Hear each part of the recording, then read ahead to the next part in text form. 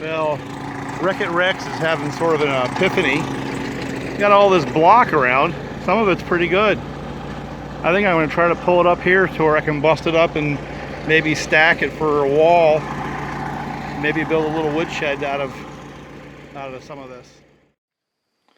Well, it's kind of that time of year again, and I've been really distracted on a bunch of things, so you kind of get that feeling that really nothing is getting accomplished. I'm sure I'm not the only person out there who gets that feeling from time to time, but you know,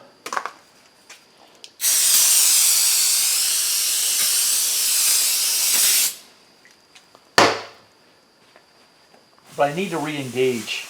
I need to re-engage with saws, and I've got a lot of stuff that I kind of want to do.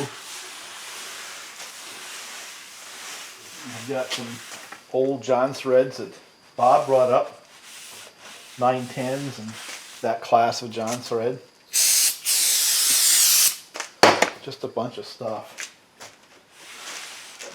But I think the first thing you got to do, anytime you have a kind of one of those moments of misdirection where you just feel like everything's kind of out of sorts, is you got to start off with a clean workbench.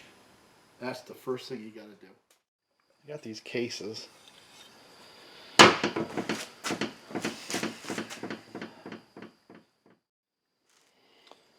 So this is kind of a pile of stuff that's accumulated that I think actually is worth doing a video on. Where I'm going to end up in this video is basically doing a bottom end, putting bearings and seals on a bottom end, and I just got to pick one. But before I get there, I want to go pick over some 372 points.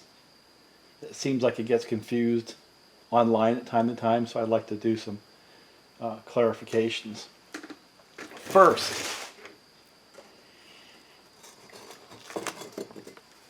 this right here is an original edition 372, and it's actually a fairly early one. Okay, now it died because the piston got wiped. It probably had an air leak somewhere, and I'm going to give you a speculation that it had nothing to do with the bottom end or anything like that. We may pull it apart and see, but my guess is that that bottom end is sound. It's very unlikely that that failed. It doesn't feel like it. And I've actually found that kind of a rare thing on these older ones. They actually have the bearings and crank fail. Oftentimes what will happen is maybe the seals will wear out, or rubber parts in the intake side, like the fuel line or something like that, will fail and create an air leak. And a standard 372 is a very good running saw. I think oftentimes we get into this narrative where you have to modify and change things to make it a good saw. The fact of the matter is they're good stock, and I think I'm going to take this particular set of cases and prove 2 points. One, the older stuff prior to X-Torques, they last a long time. I've got a couple of samples of that in this pile. One is over there, and here's one right here. We'll pick one of these and turn it into a saw. We've gone over and over again about the differences between an X-Torque and an original edition. Most of what I have here is original editions, but I do have a few X-Torques. This is a reasonably good original edition top end. I think I'm going to use it. I think it came off of this one right here. Maybe we build that one. But one of the things that I see happen frequently with 372 X-Torques is this. This is an X-Torque.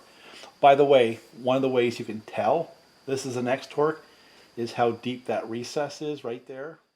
A couple of things of note between the X-Torque and the original edition, as I've pointed out in the past, is the difference in height. There's more fin area, completely different intake arrangement. And where I was getting to with this focus on the cases is this particular flange is longer than this one.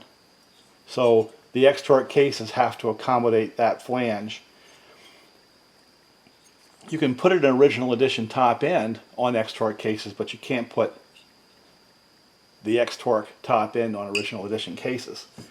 One of the things that you got to pay attention to, this is a squirrel, a tangent, is when you get aftermarket cases like these right here, they're patterned after the original editions often. I'm going to explore the new XT from Farmer Tech Hudsel and see if that's a change. But up until this point in time, they will not accept the X-Torq top end. It's hard for you to see, but there's probably a 10 to 15 thousandths gap between the flange and the cases.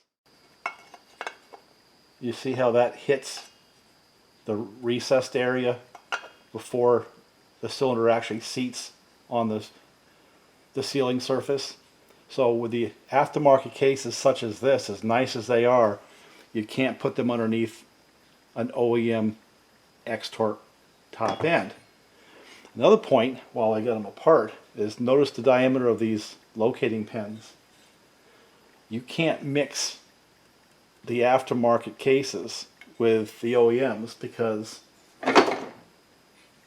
the diameter of the locating pin is smaller on the OEMs than it is on the aftermarket, so you can't put a half of an aftermarket on an OEM case.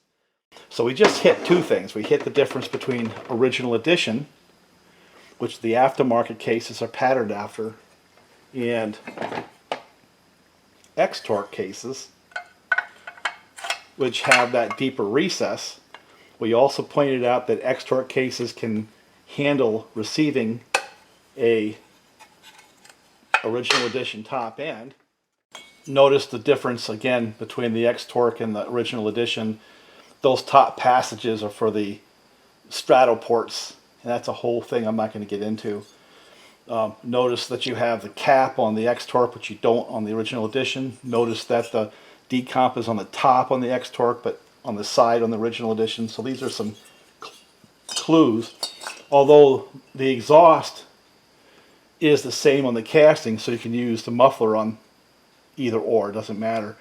Look how thick those fins are. There's just a lot more weight in the X-Torq. Not to mention that the piston's taller as well. So it's just a bigger, heavier saw.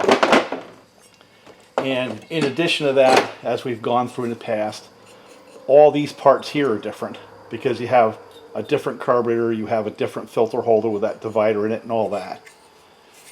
Just a completely different design. But what is relevant is that flange is a little bit longer on the X-Torq. So yet again, to repeat myself, you really can't put these on original edition cases, and you really can't put these on a lot of the aftermarket cases. Along with the taller cylinder, you have different top cover because it has to be a little bit taller in order to accommodate the taller cylinder, right? So the top cover is I don't know, ½ inch taller. And also notice the top cover has on the X-Torq the decomp hole there, where the original edition doesn't have to have a decomp because it's on the side. So it's a taller saw, right? And the plastic is to accommodate that. This is a 372 top cover. This is a 365. Because the 372 has to accommodate a larger filter. What happens often with the 372 X-Torqs is, I think it's because of the heavier piston, it beats out the bearing pocket itself. See how that bearing just slides in and out with my fingers? This case half is no longer any good. Now, should you question whether or not this is something I see frequently? I don't know. Let me see.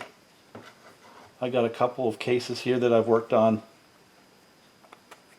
recently. You shouldn't be able to push that bearing out with your finger. Now I'm going to salvage this stuff here, but this is basically trash. How about another? Kind of whooped, huh? Again, this is an X-Torq case. See that deeper recess? This one here is trash. How about another one? See that? Well, there's no way that once that bearing pocket is beat apart like that it's ever going to seal properly. So one of your clues that your X-Torq has got that problem is you can't get it to idle because it runs at a high idle like an air leak, because it does have an air leak. If you pull that case half and the bearing stays on the crank, I'm telling you that PTO side case is already beginning to oval out. It's no good. Now a lot of shops won't see it that way. Oh, I got to put a little bit of pressure to get that case back together. It's good enough. No, it's not. It's really not.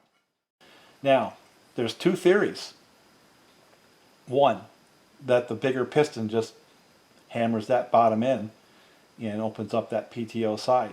Two, guys like to run the chains too tight, and they happen to happen right around me and not anywhere else in the world, because if you listen to some of the other dealers, they don't see this. So maybe it's a New York thing. Most of these are pre, and I'm going to stress, pre 2017. I have not seen a later version of the X-Torq have this particular problem. On a percentage basis, a very high percentage of the cases I get with the X-Torqs have that problem. Okay, doesn't mean I'm getting hundreds of them. It just means, whereas on the original edition cases, I almost never see that, right? And on the X-Torq cases, I see it frequently as a percentage of the saws that come through my place that I deal with. Now, conversely, these original editions, I mean, this one here is like from 2001. They're whooped, but those cases are fine. I have yet to see an original edition that has that situation on the PTO side. I'm sure they're out there. I just haven't seen one yet. And that's my point. That's why I say a lot of the X-Torqs that come through my shop, it's not a lot in terms of raw numbers, because a big shop is going to see a lot more saws than I do. It's a lot based on the percentage of saws. A higher percentage of them are that way versus the other way. And here's some original edition cases right here. I mean, these are old. Bearing is basically locked up in it, but they're not loose. You know, I'll have to heat them up and drive them out. This was a Husqvarna short block, basically, where it had the big bore top end on Husqvarna cases and stuff like that. And if you can look at the way the rod is stuck right there, it looks to me like the rod bearing failed.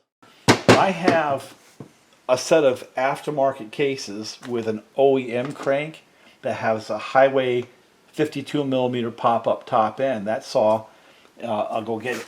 It's still running strong.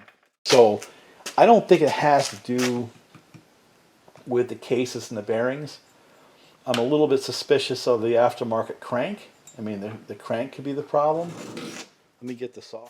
Here's that saw, and I just did a video on it where it had the aftermarket cases and the OEM crank, muffler mod, 52mm Hyway top end. This saw runs strong running saw. And the guy who has been testing it for me has been bugging me. He wants it back. But I want to run it.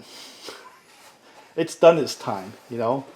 It spent its time in a logger's camp and was used daily and has, I think, survived quite well. So those cases, which are aftermarket cases, and the bearings that are in those cases, not only survived for a period of time, but they survived with a high compression top end with a bigger piston.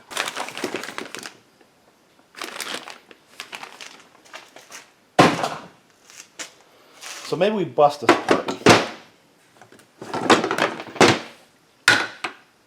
one of the things you're going to see also, X-Torq versus original edition, is because you have a taller cylinder, taller plastic like I showed before, you have a taller handle and a slightly different chain brake handle. That's different on the X-Torq versus the original edition.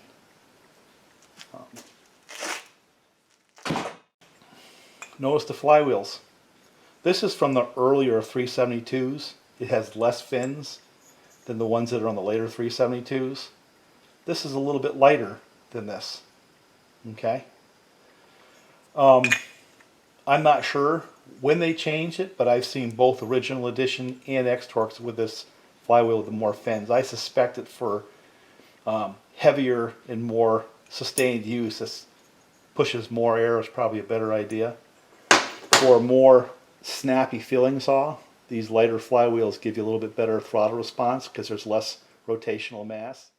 If you think about it, that's another difference between an original edition 372 and an X-Torq is not only do they have a lighter piston, but like this one here has less fins and a lighter flywheel. So there's less rotational mass in that system.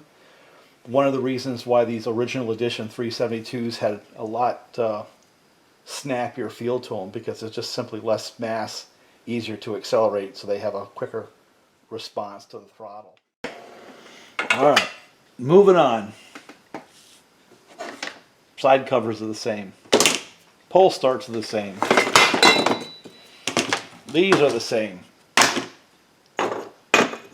Talked about the flywheels a little bit. Another thing I see frequently is this. I don't know if the camera's going to pick it up. And it's the nylon cages, for whatever reason, they begin to crumble. Another common failure I saw in the first couple of years of the X-Torqs is not only were the bearing pockets beat out, but the nylon had crumbled a little bit and the balls were no longer being held apart by the nylon cages. So I started swapping them out to steel caged. And you know, of the steel caged bearings that I put into X-Torq saws, I have yet to have one come back with a bearing failure.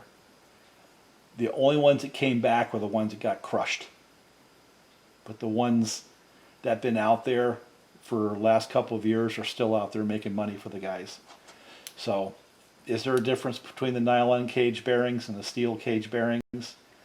Well, if you talk to Bob and you talk to a bunch of other guys, there isn't a difference.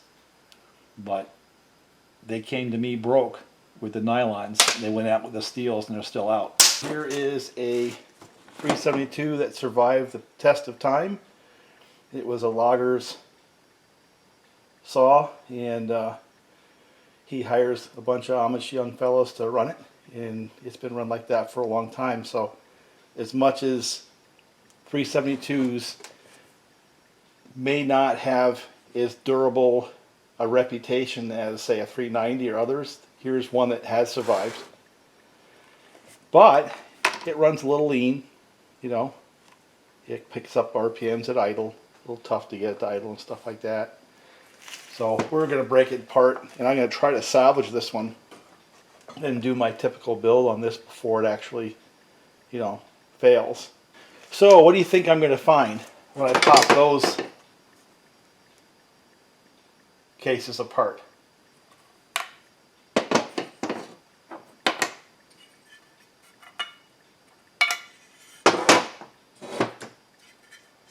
You think it's going to be like one of these?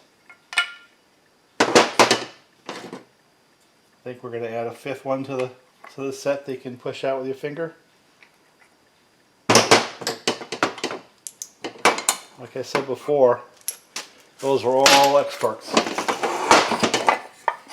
What we're going to do now is bust apart this set of cases right here. And this was that Chinese aftermarket set of cases. It was actually a short block that had 52mm top end, and the rod bearing failed. So let's just start taking things apart here.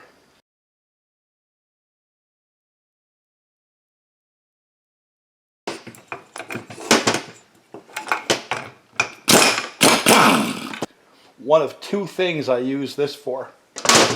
The other is the clutch side.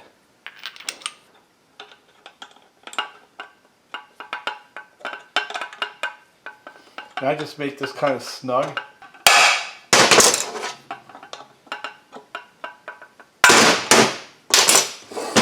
And once that flexes a little bit, it will pop right off. And I check before and after to make sure that I haven't cracked this by flexing it, you know.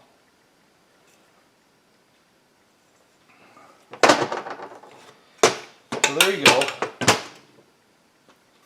Let's get the case screws out.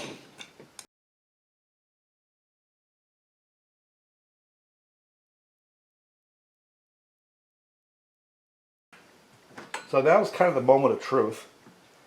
Keep a rubber mallet around, you know, because sometimes you have to sort of tap the cases a little bit, like how they're over here. It's being stuck on the locating pin. So keep yourself a plastic mallet handy so you can sort of tap that. Sometimes if you tap on the other side, it rotates about this point and pops it loose.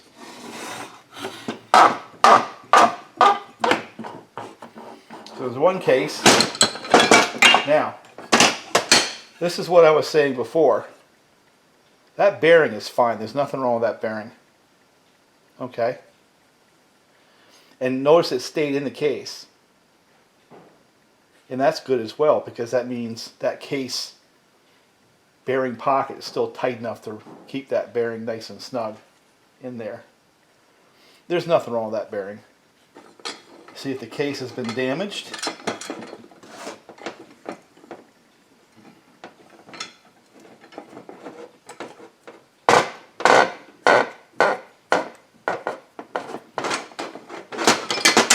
Now these from Husqvarna are like $100.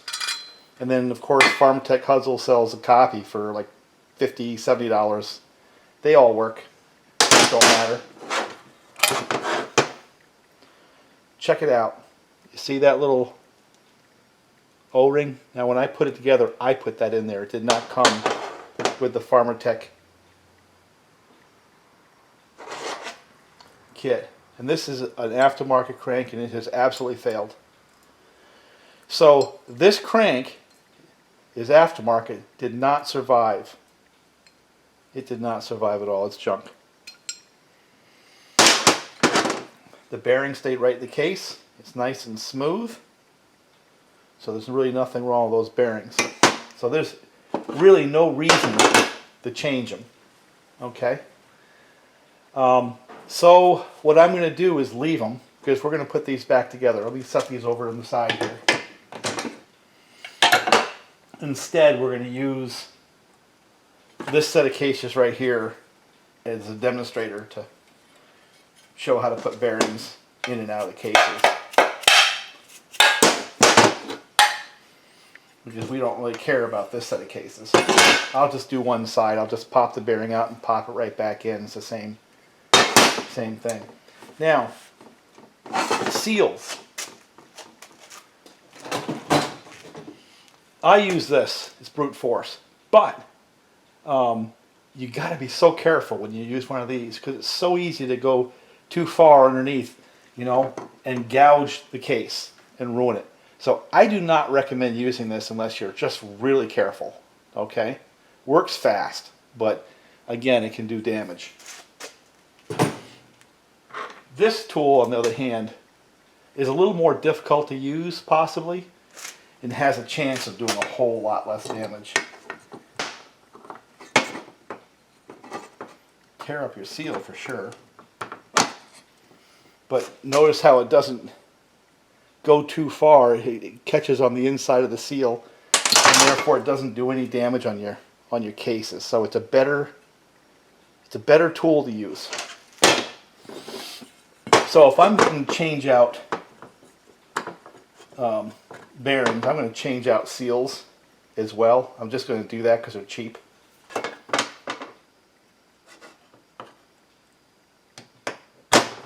There, see? Again, I hooked underneath good.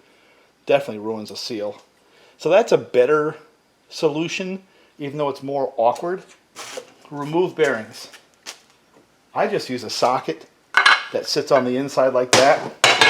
Now my heat gun's getting tired. I'm going to have to get a new one at some point, but it works still. Now I use a thermometer just to make sure I get enough temperature in, because a lot of times you get impatient. And this might take, 5 or 10 minutes with this gun here, because this gun's getting tired.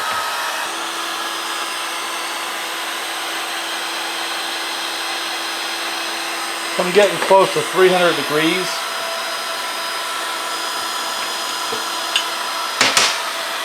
The bearing just pops right out. Okay? Now, I've got that turned down so it goes through. Putting the bearing in is just the exact opposite. And I have an anvil that I usually set on there. And I just pop it right in. Just pop it just in like that. So that's how they go out, and that's how they go back in. And doing it that way, the way I just did it, where you have enough temperature, it was close to 300 degrees. The aluminum, in this case the magnesium, is expanding faster than the steel, and that's why they just about drop out and drop back in.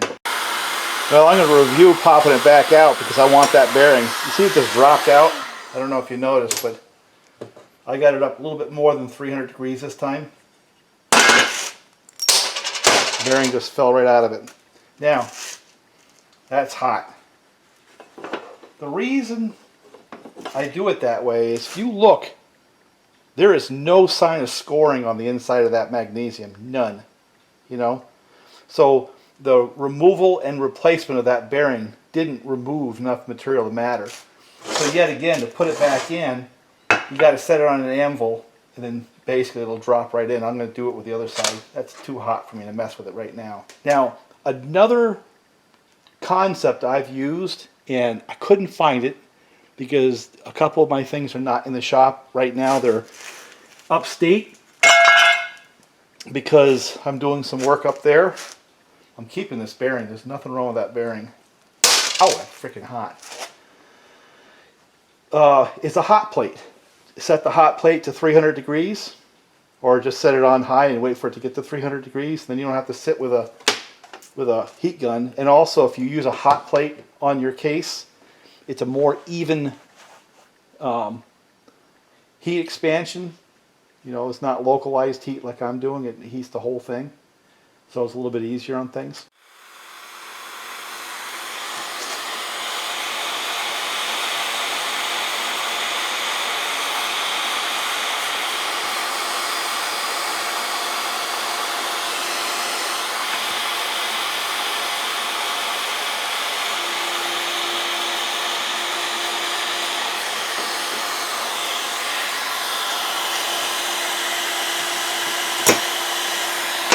Notice the bearing just fell right out because I had the temperature. And then again, putting it back in is just the inverse. Is you got to get it on an anvil, and remember, it's freaking hot. You got to get it on that anvil and make sure that that's solid.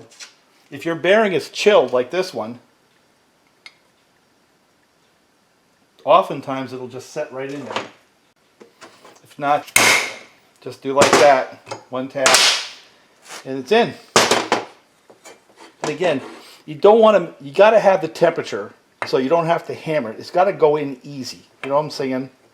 So let me get this bearing back out because I want to keep that bearing and use it somewhere else.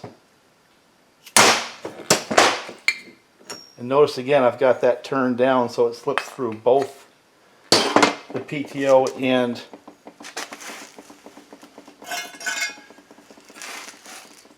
the flywheel side, so it's easy to get the bearings out. And there's no scratching. That's the whole point. Now these cases are no good, so I'm not going to do anything with them but throw them away. I'm going to steal their locating pins.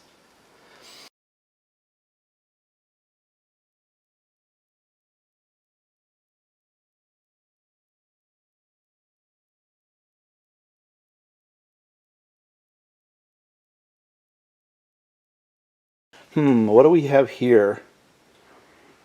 A little bit of steam going on. It smells like turkey. Not really. So instead of using a heat gun, if you got something like this can be a whole lot more efficient. What's for dinner? Whoa! Look at that! I have one wife who's going to be really pissed off at me. What do we have for temperatures? 357. This is a 390. Let's do that one first. Whoa, there's one. How about let's put some bearings, new bearings, in 372 cases. You notice that thing dropped right out. I don't think you have to go to 350 degrees. I think like 325 is probably good enough. But let's just take a look what happens with my Christmas turkey here. There's one. There's two.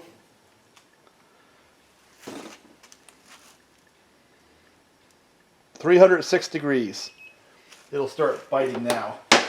So that right there proves the point about temperature. The heat gun's kind of an ugly way to get there, but I guess they're just fine. And I wanted to show you that. That's been my sort of a secret weapon now for a little while, to put bearings in and out. I set it to a little bit over 350. Really, you only have to get it down like that to pop them out. And that thing works beautifully, as you can tell. And then chill them down. The next video, we're going to review how that went together, but also review some of the performance things that a person with tools from Lowe's can do without having a machine shop on these 372s, X-Torqs, and OEs.